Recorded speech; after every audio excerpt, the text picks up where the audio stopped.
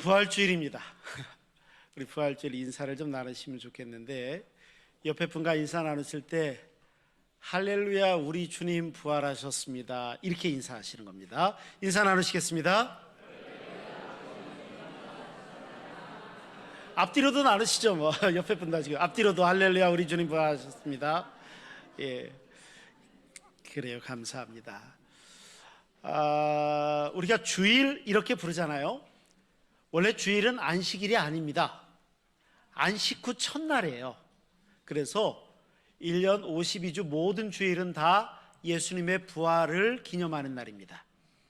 그런데 예수님의 부활을 기념하는 주일이지만 특별히 오늘은 그 중에 부활주일로 저희들이 기억하고 더 의미를 살려서 부활주일을 지키게 됩니다.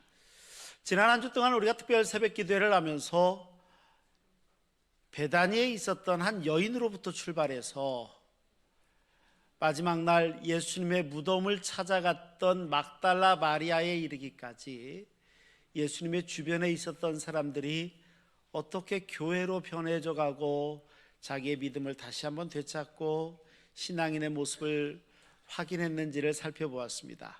오늘은 예수님의 부활을 목격하고 무덤을 찾아갔던 막달라 이후의 본문이 오늘 본문으로 이어지고 있습니다. 오늘 본문 19절 말씀을 가만히 보다 보니까 제가 굉장히 인상적인 눈길이 가는 시작이 있었습니다. 19절은 이랬거든요. 이날 곧 안식 후 첫날 저녁 때에 제자들이 유대인을 두려워하여 모인 곳에 문들을 닫았다, 이런 표현입니다. 놀랍게도요, 오늘 본문은 안식 후 첫날 새벽이 아니라 저녁이라는 거예요. 저녁 때에. 그렇죠. 저녁 때에. 무슨 말이냐면 새벽에 막달라 마리아가 무덤에 갔다가 빈 무덤을 확인하고 제자들도 빈 무덤을 확인하고 제자들이 돌아가고 난 다음에 막달라 마리아가 부활하신 예수님을 만납니다. 그리고 부활하신 예수님을 만난 막달라 마리아는 제자들에게 찾아가서 내가 주를 보았다라고 아주 강력하게 외치는 장면이 실은 어제 새벽 장면이었어요. 어제 새벽.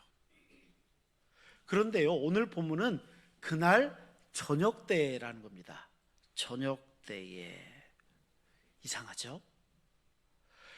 예수님의 부활 소식을 들은 그들이요, 지금 어느 집인가에 모였는데 문을 걸어 잠그고 그 안에 들어 있었다는 거예요. 그래서 오늘 본문에서 가장 먼저 살펴볼 것은 주님이 두려움 한가운데로 찾아오셨다라는 것입니다. 19절, 이날 곧 안식 후 첫날 저녁 때에 제자들이 유대인들을 두려워하여 모인 곳의 문들을 닫았다라는 요 말씀. 이들이 누구예요? 이 제자들은요, 말 그대로입니다. 3년 동안 예수님하고 동고동락했던 사람입니다. 다 본 겁니다. 예수님을 따라다녔던 제자들입니다. 우리가 지금도 기적으로 이야, 그런 일이 오병이어도 그이들은 눈으로 봤을 거 아니에요.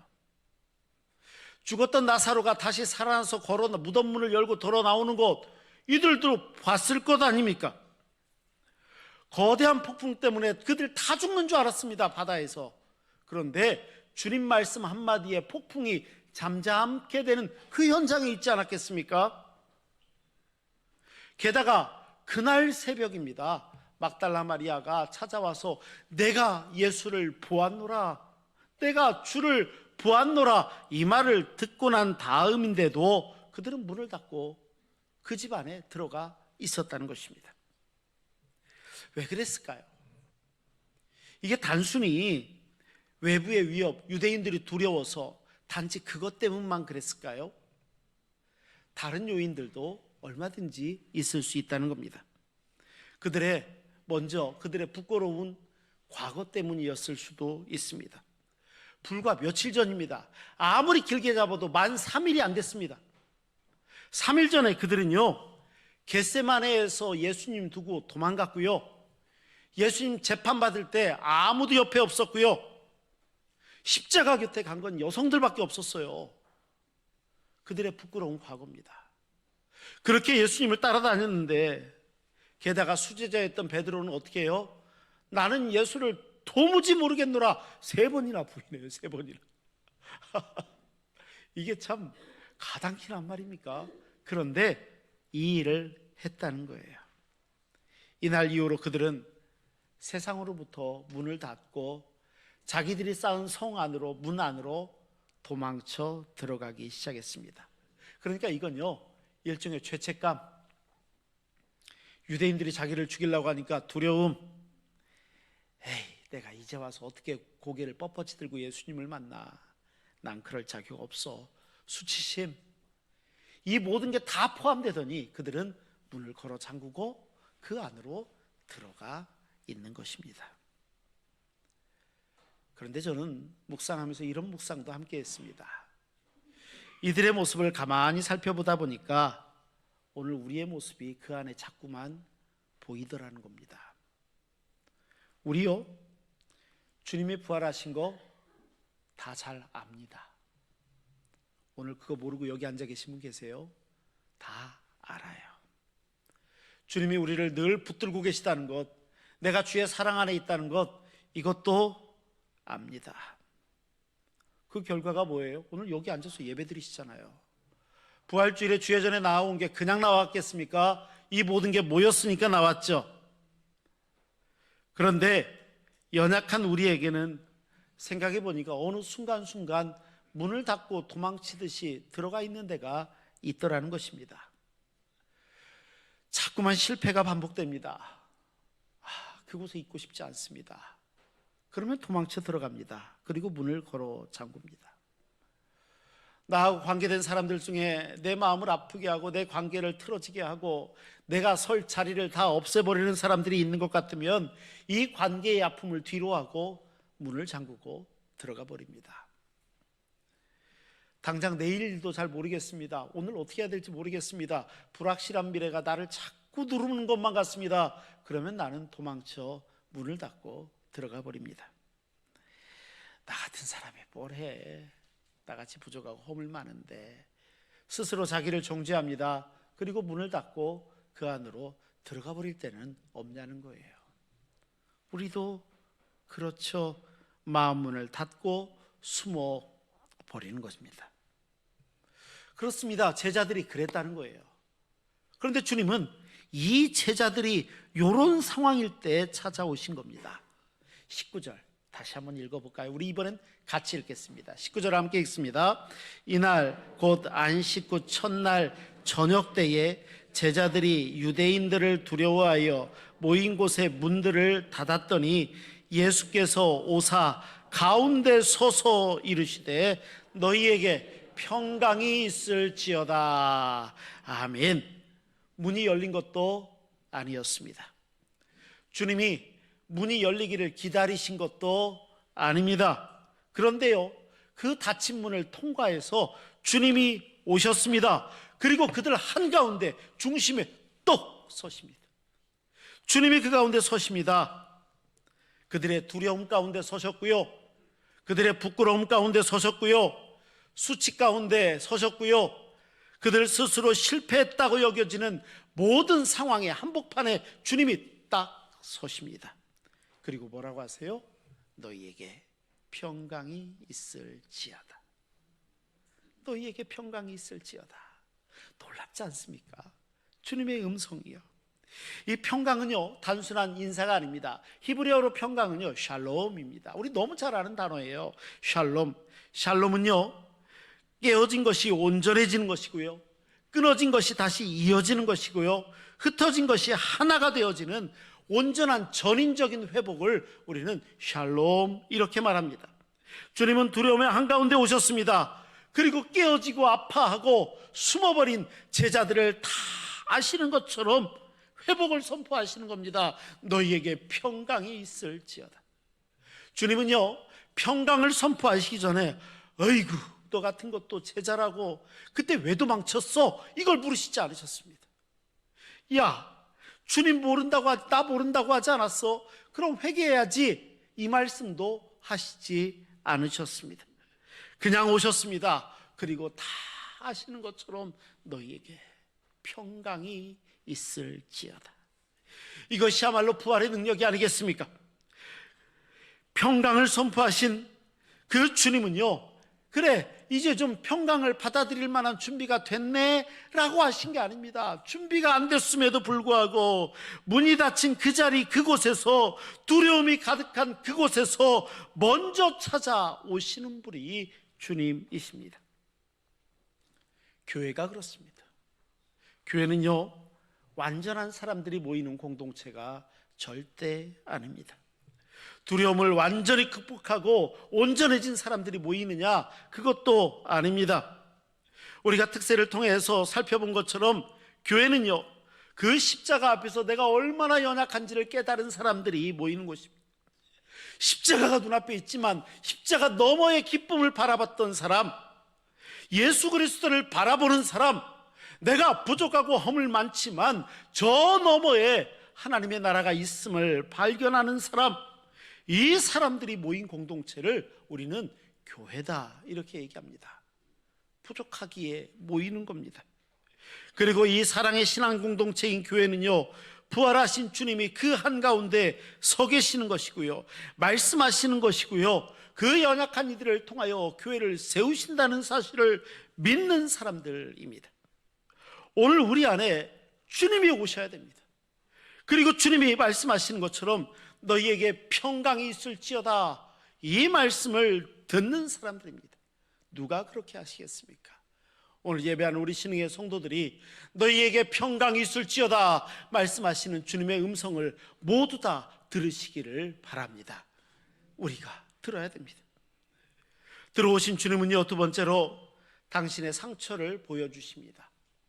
그리고 기쁨을 주십니다. 우리에게 기쁨을 허락하십니다. 20절의 말씀은 그 상황을 이렇게 기록합니다. 이 말씀을 하시고 손과 옆구리를 보이시니 제자들이 주를 보고 기뻐했다, 이렇게 말씀하십니다. 부활하신 주님이 제자들에게 가장 먼저 보여주신 것은 굉장히 멋진 빛이나 광채나 권능이나 능력이 아니라 주님이 가장 먼저 보여주신 것은 주님 몸의 상처였습니다. 상처를 보여주시는 겁니다. 불과 며칠 전에 자기들의 발을 씻겨주셨던 그 손, 이제는 못에 의해서 구멍이 뚫려버린 그 손을 보여주십니다. 창에 찔린 옆구리를 보여주시며 부활하신 주님의 상처를 그들에게 보여주시죠. 그러면 왜 상처를 보이셨을까요? 상처를 보면서 니네 좀 창피한 줄 알아야 돼, 이 말씀하시고 꾸중하시려고 보여주셨을까요? 아니요, 그렇지 않습니다. 이 안엔 더 깊은 이유가 있습니다. 이 상처는 너희들을 정죄하는 정죄를 위한 게 아니라 하나님의 은혜가 얼마나 큰지 은혜를 보여주시기 때문입니다. 제자들은 그 손과 옆구리를 보면서 이 상처가 나를 위한 것이었구나, 내가 버렸는데도, 내가 도망쳤는데도 이 상처는 나를 위한 것이었구나, 이것을 깨닫게 하신 것입니다.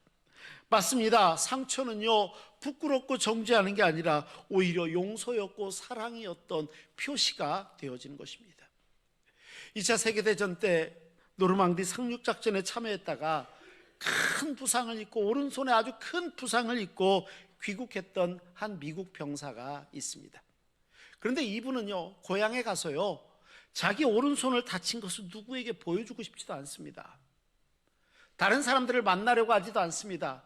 만났다 한들 악수를 하려고 오른손을 내밀지를 않습니다. 너무 큰 상처를 가지고 있다 보니까 부끄러워서 그렇게 못했다, 사람들의 시선을 두려워했다, 그가 가진 마음은 이런 모습이었을 것입니다. 그런데 어느 날입니다. 그 지역의 목사님이 그 병사를 찾아옵니다. 그리고 그 두 손을 꼭 잡습니다. 그리고 이렇게 이야기합니다. 이 손이 우리의 자유를 위해서 사온 손입니다. 이 손이 있었기 때문에 우리가 오늘이 있었고 우리가 자유를 누립니다. 부끄러워하지 마십시오. 이 손은 우리에게 오늘을 선물해 주었습니다. 오늘을. 이제서야 깨닫습니다. 그리고 이 병사는 그날 이후 처음으로 상처 입은 자기의 마음을 드러내고 자기 상처 입은 손을 드러내고 다른 사람들에게 당당히 나가고 다른 사람들과 악수도 하고 이렇게 했다라는 것입니다. 우리 부활하신 예수 그리스도의 손과 발의 못자국이, 옆구리의 창자국이 마치 이렇지 않을까요? 이 병사가 가지고 부끄럽겠다고 여길지를 모르는 그 상처, 하지만 이 상처는 사라지지 않고 오히려 의미가 있음을 알았고 많은 사람들에게 너무나도 귀하고 복된 사랑의 증거가 되었던 것처럼 우리 주님의 손과 옆구리가 마치 그랬다는 겁니다. 어느 순간 내가 주님 모른다고 도망칠 때도 있고 주님과 상관없는 것인 것 마냥 살아가는 그 순간이 있었어도 나 때문에 입으셨던 그 상처는 여전히 주님과 함께 있던 것입니다. 이 사실을 깨달으면요, 죄책감이 감사가 되고요, 수치심이 은혜로 바뀌게 된다는 겁니다. 이 은혜 말입니다. 그래서 제자들이 어땠다고요? 오늘 말씀해 보니까 제자들이 주를 보고 기뻐했다 이러잖아요. 제자들이 주를 보고 기뻐했다. 두려움밖에 없었던 그 방입니다. 그런데 주님이 계시니까 온 기쁨이 찾아옵니다. 뭐가 달라졌습니까? 아니요, 똑같습니다. 문 밖에는 여전한 위협이 있습니다. 로마의 위협도 있고 유대인의 압박도 사라진 게 아닙니다. 똑같습니다. 그런데 그들이 그렇게 기뻐할 수 있었던 이유는 한 가지입니다. 부활하신 주님을 만났기 때문입니다. 부활하신 주님을 보았기 때문입니다. 상처를 보이시는 그분을 보았습니다. 그 상처가 나를 위한 것임을 또한 깨달았기 때문입니다. 그래서 기뻐했다는 겁니다. 오늘 이곳에서 예배하신 우리 신흥의 성도들 가운데 다른 사람들에겐 도저히 말 못하겠는데 나만 가지고 있었던 상처가 있고 이게 부끄러워서 누구에게도 말 못하고 계시는 분이 계십니까?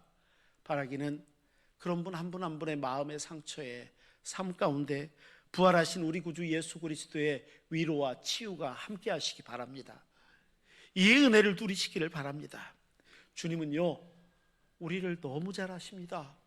우리 마음을 잘 아시고 우리의 상처를 아시고 내 마음의 소원을 아시고 내가 하나님 앞에 어떻게 서야 되는지 그 길까지도 알고 계십니다. 그리고 자신의 상처를 먼저 이렇게 보여주십니다. 제자들에게 하신 그것처럼 주님의 상처가 우리와 함께 있다는 것도 깨닫고 주님 때문에 기뻐하시는 그 기쁨이 오늘 우리 신흥의 성도들과 함께 하시기 바랍니다. 세 번째는요, 그래서 주님은 이제 우리를 세상으로 보내십니다. 오늘 시온 찬양대의 칸타타가 제 설교를 꼭 요약해 놓은 것 같습니다. 세 번째 찬양이 파송하는 찬양이었거든요. 실제로 주님이 그렇게 하셨습니다. 21절부터 23절까지의 내용을 보면 이렇게 기록하고 있습니다. 예수께서 또 이르시되 너희에게 평강이 있을지어다. 아버지께서 나를 보내신 것 같이 나도 너희를 보내노라. 이 말씀을 하시고 그들을 향하사 숨을 내쉬며 이르시되 성령을 받으라. 성령을 받으라. 평강이 있을지어다 라는 인사가 또 나오네요. 네, 맞습니다. 19절에 한번 나왔습니다. 그런데 작은 이 본문 안에 평강이 있을지어다 라는 인사를 주님은 두 번을 하고 계십니다. 첫 번째 19절에 있었던 것은 닫힌 문 안에 들어오시며 제자들을 위로하시는 위로의 평강이었습니다. 그리고 이제 21절의 평강은요, 이제 그 문을 열고 닫힌 문을 열고 나아가라는 것입니다. 파송의 평강입니다. 파송의 평강. 이 평강은 우리를 세상으로 나아가게 하는 주께서 주시는 힘이 됩니다. 주님을 만나서 누리는 기쁨이 있었습니까? 이제는 주님이 말씀하신 그대로 아버지께서 나를 보내신 것 같이 나도 너희를 보낸다. 이 말씀을 대로 순종하며 기꺼이 우리도 세상으로 나아가는 것입니다. 하나님께서 주님을 세상에 보내실 때 세상이 준비가 됐었을까요? 아닙니다. 하나도 준비가 안 됐습니다. 그랬음에도 불구하고 하나님께서는 우리 주님을 세상으로 보내십니다. 구유로 보내셨습니다. 가난한 목수의 집으로 보내셨고요, 비천한 자리로 주님을 보내셨습니다. 이제 예수님은 제자들을 그렇게 보내시겠다는 것입니다. 그들이 충분히 회복되었습니까? 아니요. 이제서야 그 방에서 기쁨을 처음 맛봤잖아요. 이제서야 기쁨을 맛봤지만 지금도 여전히 닫힌 문 안에, 스스로 걸어 잠근 문 안에, 그 안에 담겨져 다 있었지만, 평강과 기쁨을 방금 받았지만 이제 성령을 받으라 하시며 성령 하나님과 함께 세상으로 나아가라 라고 말씀하시잖아요. 나아가라고 말씀하십니다. 그리고 성령께서 함께 하신다고 말씀하세요. 그런데요, 이 말씀을 가만히 듣다 보면 기억나는 성경 구절이 창세기 2장 7절입니다. 주님이, 하나님께서 모든 창조 섭리를 다 마치시고 하신 말씀이에요. 여호와 하나님이 땅의 흙으로 사람을 창조하시고 생기를 그 코에 불어 넣으시니 사람이 생명이 되었다라는 이 말씀, 창조 사역을 다 마치시고 사람에게 생기를 불어넣으니 그가 사람이 되었던 것처럼, 비록 문 안에 갇혀있고 두렵고 떨리고 뭘 해야 될지 모르겠고 답답하고, 하지만 그럼에도 불구하고 성령께서 함께 하시면 이 문을 열고 박차고 나아가는 겁니다. 그리고 세상 가운데 나아가 부활하신 주님을 전하는 것입니다.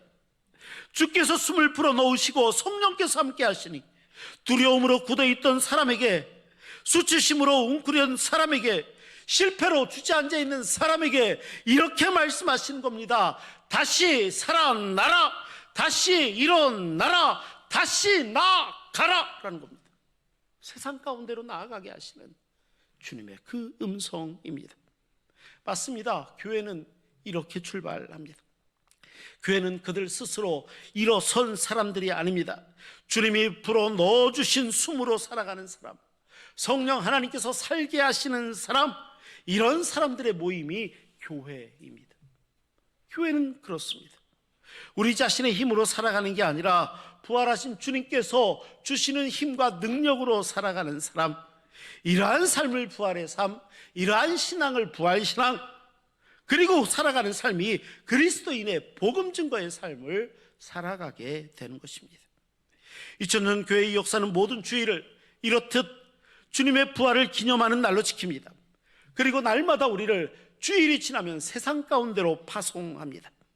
이러한 삶이 주님이 기대하시는 삶이고 우리가 함께 꿈꾸는 교회가 되는 것입니다. 주님은 우리에게도 똑같이 말씀하신 것 같지 않습니까? 아버지께서 나를 보내신 것, 그것처럼 나도 너희를 세상으로 보낸다. 세상으로 보낸다. 사명을 부여하십니다. 부활하신 주님은 두려움의 한복판, 절망의 한복판, 문을 닫고 누구에게도 들키고 싶지 않았던, 나만의 성 안에 숨어들었던 바로 그 한복판에 서십니다. 그리고 평강을 너희에게 주노라. 평강을 끼치고 계십니다. 주님은 상처를 보이셨고 기쁨을 주셨고 그 응어리졌던 아픔을 주님이 치유하지 않으셨습니까? 우리도 주님이 부활하신 이 사실을 믿고, 언제고 우리도 부활에 동참할 사실을 믿고 살아가는 부활신앙을 살아가는 겁니다. 때로는 낙심할 때도 있고 절망할 때도 있고 쓰러져 지쳐 있을 때도 있고, 하지만 부활하신 주님이 우리와 함께하기에 주님이 사망 권세를 이기고 부활하신 것처럼 우리도 넉넉히 부활한다라는 마음을 가지고 살아가는, 이 부활신앙의 주인공 말입니다. 그리고 그 현장으로 날마다 나아가야 됩니다. 지난 몇 년간 우리 사회는 얼마나 깊이 갈라졌는지 모릅니다. 탄핵, 전국의 혼란 속에서 진영과 진영이 갈등하기 시작했습니다. 서로가 서로를 향하여 문을 걸어 잠그고 도대체 만나려고 하지를 않습니다. 똑같은 사실 앞에서 전혀 반대 엉뚱한 이야기를 하고, 나하고 다른 생각을 하면 다 적으로 생각하는 경우도 얼마나 많습니까? 사회만 그렇습니까? 신앙인들도 비슷합니다. 교회 안에서도 갈등이 있을 때가 있습니다. 가족들끼리도 마찬가지입니다. 지난 명절에 정치 문제 때문에 가족들이 모여서 대화가 안 돼서 밥도 안 먹었다, 뭐 이런 뉴스를 보고 제가 참 웃었습니다. 아니, 이런 일들이, 이렇게 생각했습니다. 오랜 친구들 사이에서도 갈등이 생기고 아픔이 생기니까 금이 가기 시작합니다. 서로 말이 통하지 않는다고 이야기합니다.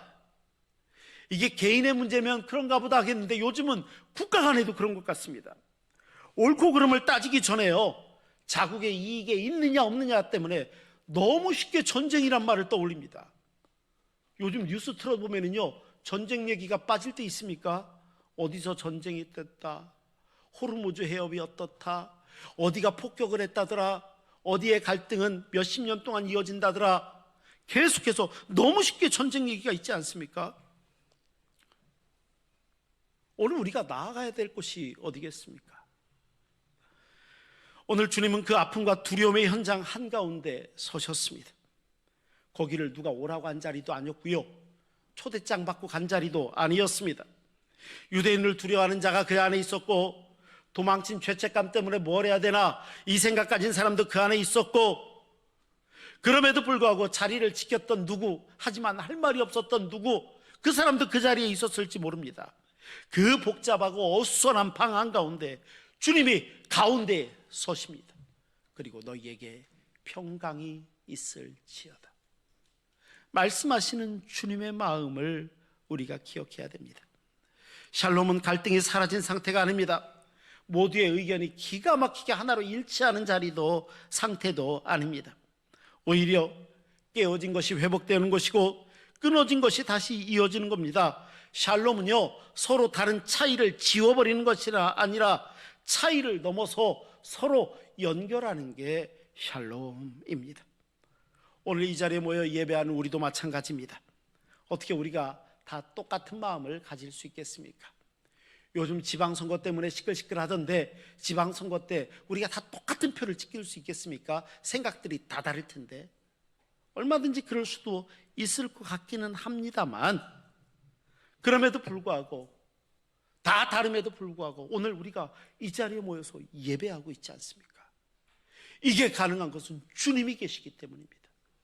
우리 주님이 계시기 때문에 한가운데 계십니다. 그리고 이제 우리는 그 주님이, 내가 하나님이 나를, 아버지가 나를 보내신 것처럼 내가 너희를 보낸다라는 그 자리로 이제 복음 증거의 사명을 가지고 나아가야 될 것입니다.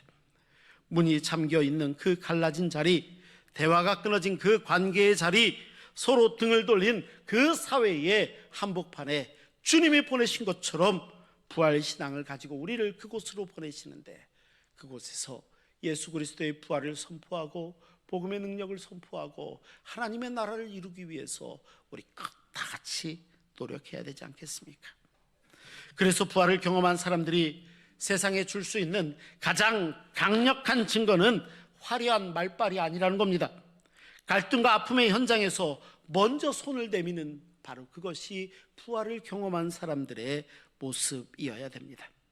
닫힌 문 안에서 먼저 두드리는 사람, 주님처럼 우리의 상한 마음에도 기꺼이 내가 함께 하겠노라고 상처받은 이들을 향하여 나아가는 사랑의 음성 말입니다. 그렇습니다. 우리 신흥교회는 바로 이 부활의 은혜 가운데 세워진 교회입니다. 우리 교회는 그런 교회여야 됩니다. 우리 스스로 일어난 사람들이 아니라 주님이 부족하지만 허물 많지만 세워주셨기에 세워진 교회이고, 주님 말씀대로 세상을 향하여 너희에게 평강이 있을지어다, 주님 말씀처럼 평강을 선포하는 교회이고, 바로 그런 사람들이 모인 곳이 신흥교회여야 됩니다. 기꺼이 상처를 보이시며 기쁨을 주신 그 사람들, 그 대상들이어야 되고, 이제 사명을 가지고 세상으로 나아가는 사람들입니다. 부활의 증인된 사람들 누구겠습니까? 오늘 우리입니다. 부활하신 주님이 우리 가운데 계십니다. 그리고 우리는 그 평강을 선포하며 세상으로 나아갑니다.